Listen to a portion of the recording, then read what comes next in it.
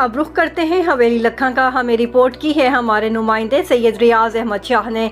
Government women college में गबन का इंकशाफ। बोर्ड के मुताबिक अजहर सईद नामी क्लर्क सेकेंड ईयर की दाखिला फीसें लेकर फरार। सेकेंड ईयर की 253 तालबात ने कॉलेज में दाखिला फीसें जमा करवाई। सिंगल फीस डबल फीस की तारीख गुजरने पर बोर्ड ने कॉलेज प्रिंसिपल को मुतला किया। फीसें 4,82,000 से बढ़कर जुर्माना समेत 29,16,000 रुपये वाजिबुल अदा है।